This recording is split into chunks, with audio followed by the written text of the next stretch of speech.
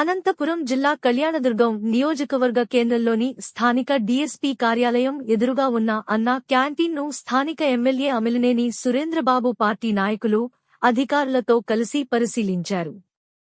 TDP హయాంలో అన్నా canteen పూర్తి అయ్యే సమయానికి ప్రభుత్వం మారి వైసీపీ అధికారంలోకి వచ్చాక ఎక్కడికక్కడ పనులు అర్ధాంతరంగా ఆగిపోయాయని, చెత్తా చెదారం, దుర్గంధంతో అన్న క్యాంటీన్ మొత్తం నిండిపోయిందని, త్వరితగతిన జూలై ఆఖరికల్లా అన్ని హాంగులతో అన్నా క్యాంటీన్ను సర్వం సిద్ధం చేయాలని ఎమ్మెల్యే అధికారులను ఆదేశించారు.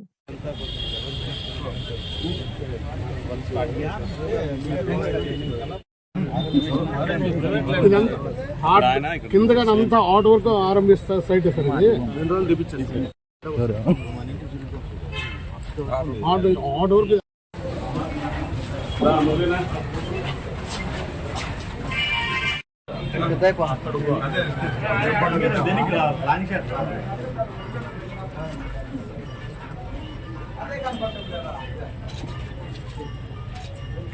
మీరే మన కళ్ళను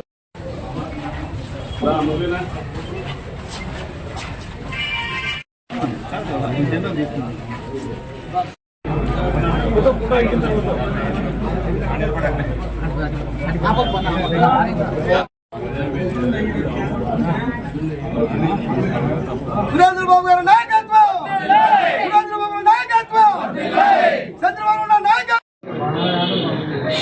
మొన్ననే మన నారా చంద్రబాబు నాయుడు గారి ముఖ్యమంత్రిగా ప్రమాణ స్వీకారం చేయడం జరిగింది. ఆ రోజు మీరు చూశారు, మన దేశ ప్రధాని మరియు మన హోమ్ మినిస్టర్స్, సెంట్రల్ మినిస్టర్స్ అందరూ కూడా ఆ కార్యక్రమానికి హాజరయ్యారు. పెద్ద పెద్ద ఇండస్ట్రియలిస్టులు కూడా అందరూ కూడా వచ్చారు. ప్రజలు తండోపతండాలుగా పార్టీ నాయకులు, కార్యకర్తలు కూడా వచ్చారు. ముఖ్యంగా మన కళ్యాణదుర్గం ప్రాంతం నుంచి కూడా చాలామంది తెలుగుదేశం పార్టీ నాయకులు, కార్యకర్తలు కూడా రావడం జరిగింది. వాళ్ళందరికీ కూడా ఈ పరిపాలన చాలా బాగుంటుంది అనే అభిప్రాయంతో ప్రతి ఒక్కరూ 1000 కళ్ళతో ఆశిస్తున్నారు. మీరు కూడా అందరూ కూడా టీవీల్లో చూసింటారు.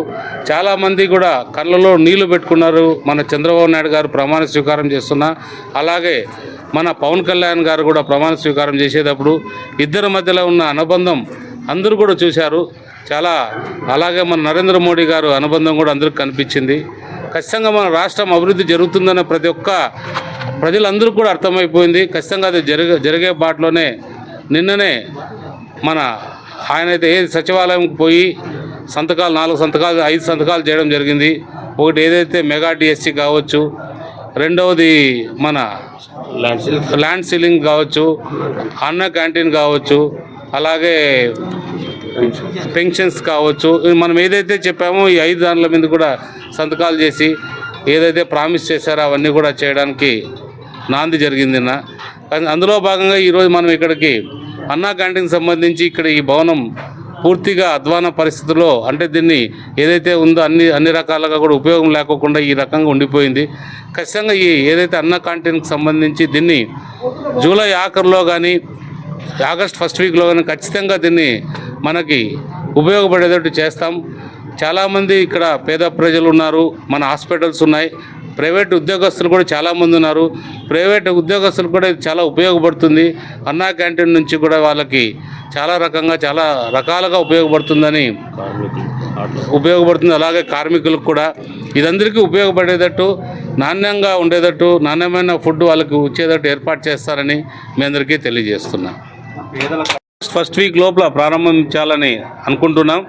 ఇంకా గవర్నమెంట్ నుంచి కూడా మనకి ఇంకా ఏది కూడా ఎలా దీన్ని నిర్వహించాలనే దాని మీద కూడా ఇంకా క్లారిటీగా రావట్లేదు. ఈరోజు 2-3 రోజులు అది వస్తుంది. ఏదైనా కూడా జూలై ఎండింగ్లో కానీ ఆగస్ట్ ఫస్ట్ వీక్లో కానీ దీన్ని ప్రారంభిస్తాం. ఖచ్చితంగా అన్ని విధాలుగా దీన్ని అందుబాటులో తీసుకొచ్చి ఏర్పాటు చేస్తామని తెలియజేస్తున్నాం.